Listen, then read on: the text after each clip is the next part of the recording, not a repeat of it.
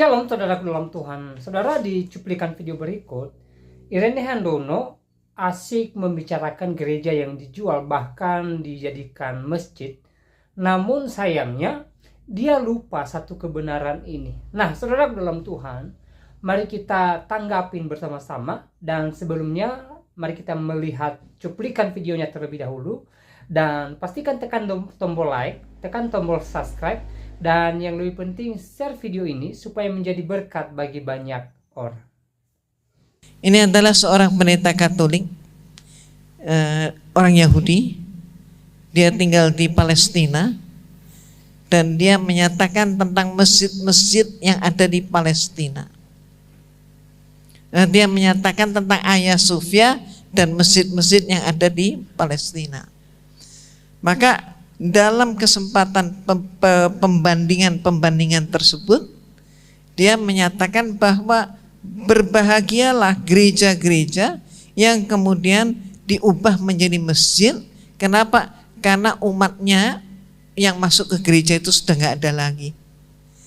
Ketika gereja tidak jatuh ke tangan umat Islam, dibeli oleh orang Islam menjadi masjid, maka banyak gereja itu yang nasibnya menjadi bengkel, menjadi rumah sakit, menjadi night club, sampai ada yang jadi hotel, ada yang jadi restoran, dan lain sebagainya. Ini diungkap oleh dia. Maka berbahagialah gereja yang kemudian dibeli oleh umat Islam dan diubah menjadi masjid. Nah, oke, next berikutnya. Kenal masjid ini? Ya, apa? Hagia Sophia, yang kemarin untuk pertama kalinya dipakai untuk sholat Jumat. Masjid Hagia Sophia. Dahulu bagaimana sejarahnya? Dahulu adalah gereja. Ketika Sultan Al-Fatih menaklukkan Konstantinopel, maka kemudian sebagaimana layaknya hukum perang, maka kalau menang perang berarti yang diperangi itu semuanya menjadi milik dari pemenang. Maka Sultan Al-Fatih kemudian menulis surat wakaf,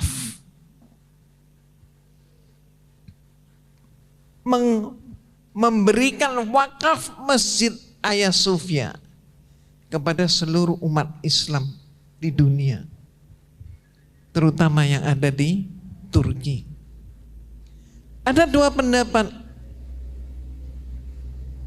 Ada yang menyatakan Sultan Al-Fatih sudah membeli Hagia Sophia, mereka sudah digantikan dan mereka sudah mempunyai tempat yang lain, dan kemudian Hagia Sophia dijadikan masjid.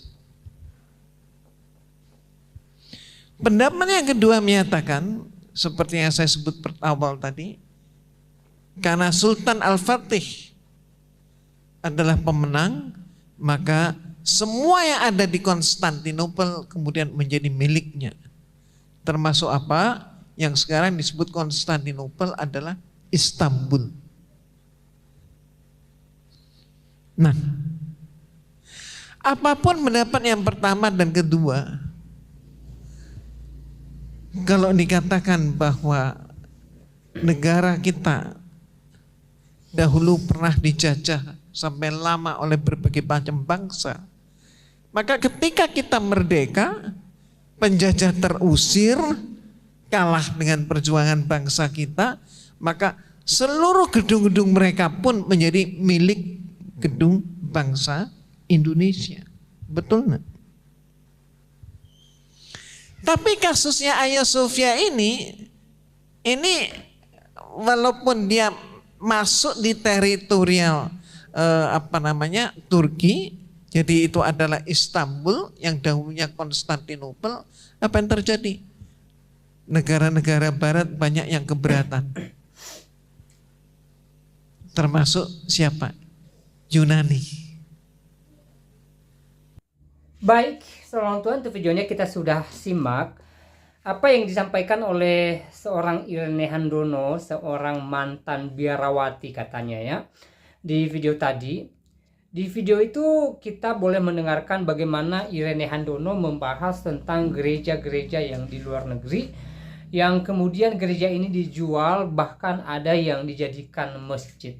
Nah, saudara dalam Tuhan, dari apa yang dia sampaikan sepertinya lamban laun kekristenan ini semakin pudar, saudara dalam Tuhan.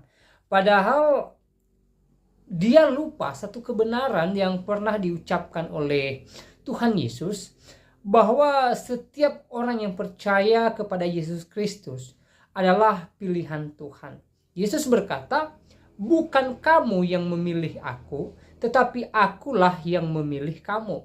Ini diucapkan oleh Yesus kepada murid-muridnya dan kepada orang percaya, dan memberikan kita pengertian bahwa semua orang percaya adalah pilihan Tuhan. Dan tentu pilihan Tuhan tidak ada yang bisa menarik mereka dari tangan Tuhan. Karena kenapa? Karena Tuhan yang memilih mereka, Tuhan yang memanggil mereka, Tuhan yang membawa mereka ke terangnya yang ajaib. Jadi kira-kira siapa sih yang bisa melawan kuasa Tuhan? Tidak ada, saudara dalam Tuhan. Bahkan kuasa kegelapan pun tidak mampu menarik anak-anak Tuhan dari tangan Tuhan. Nah, kita berbicara tentang gereja-gereja yang dijual, bahkan dijadikan masjid seperti yang disampaikan oleh Irene Handono tadi. Saudara dalam Tuhan, saya katakan bahwa itu hanya gereja dalam bentuk gedung, tetapi gereja yang adalah tubuh kita, yang adalah bait Roh Kudus, tidak mungkin terjual, saudara dalam Tuhan, begitu saja. Ya, karena setiap orang percaya itu didiami oleh Roh Kudus, dan tentu kuasa Roh Kudus itu dahsyat, ya, sehingga kuasa apapun tidak bisa mengalahkan kuasa Roh Tuhan yang ada dalam diri kita. Makanya Tuhan berkata bahwa bukan kamu yang memilih aku, tetapi akulah yang memilih kamu.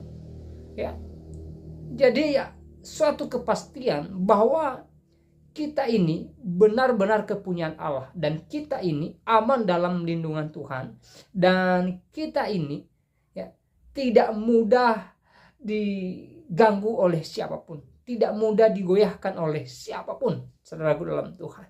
Ya, kalaupun kemudian ada gereja yang diperjualbelikan, lalu ada yang dijadikan masjid, saya katakan itu bukan menjadi persoalan bagi kekristenan.